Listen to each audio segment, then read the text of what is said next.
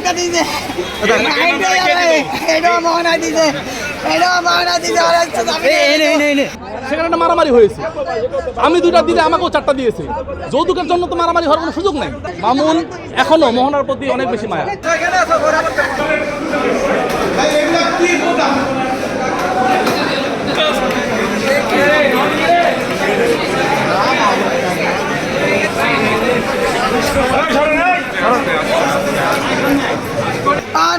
ভাই কি শুরু করছেন?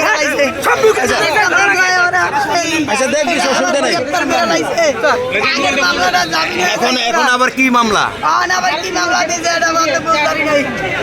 আগের মামলাটা জামিন হয়ে যাইতো গা, এখন আবার আরেকটা যে মামলা দিছে এই মামলাটা আবার গ্রেফতার করছে।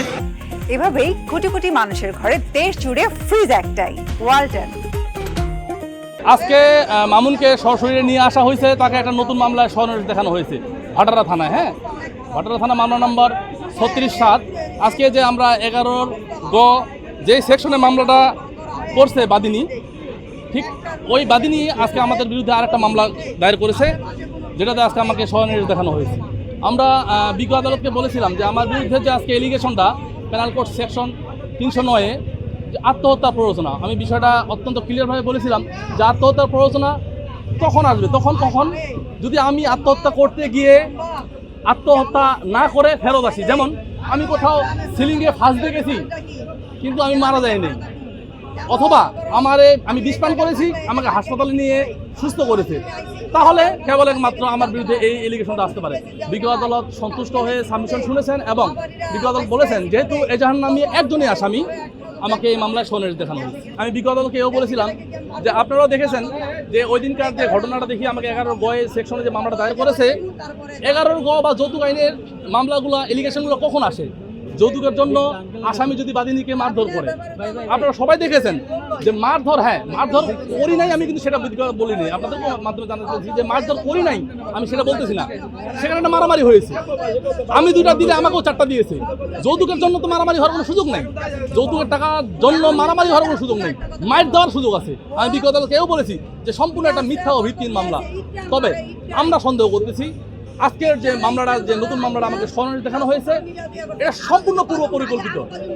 আমার আগের মামলায় যাতে আমি জামিনে এর বিরূপ প্রক্রিয়া পড়ে, বিরূপ প্রভাব পড়ে, শুধুমাত্র আমাকে ভিক্টিমাইজ করার উদ্দেশ্যে নতুন করে এই মামলা দায়ের করে স্বনির্দেশ দেখানো হয়েছে। তা তো আপনারাও নিজেও দেখেছেন যে অবশ্যই মারধর করছে, শুধু একটা দিলে না, তার বডি পার্টে অসংখ্য দাগ এখনো আছে। আমি বিজ্ঞ আদালতকে ওপেন কোর্টে বলেছিলাম যে স্যার আমি যদি আমাকে একটা মেরেছে, আমি যদি একটা মেরেছি আমাকে 3টা মেরেছে, তো এইভাবে তো যৌতুকের এলিগেশনগুলো আসে না। এই যৌতুকের এলিগেশনটা আসবে যে আমি যৌতুকের জন্য মারধর করেছি।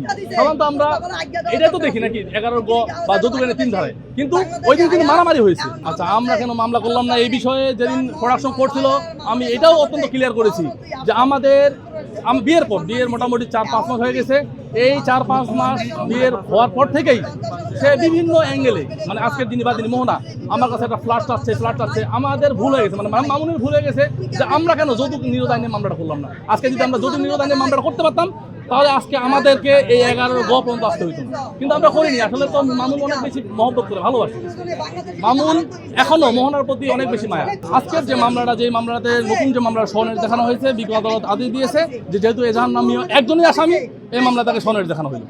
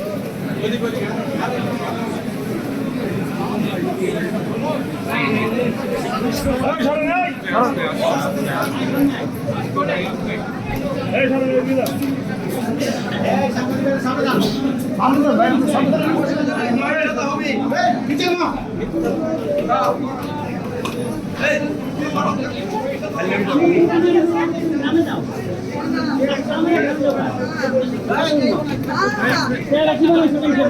হ্যাঁ তোমার চেহারা দেখতে দিছে? টাকা যাও তুমি গ্রামে যাও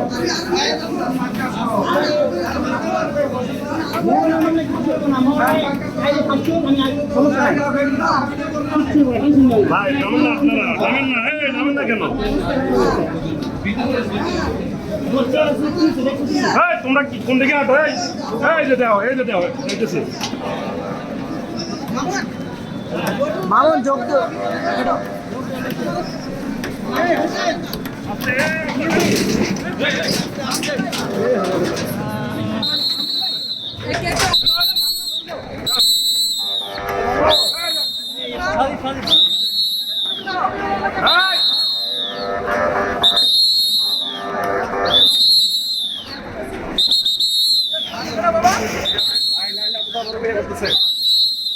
কিছু বলার আছে?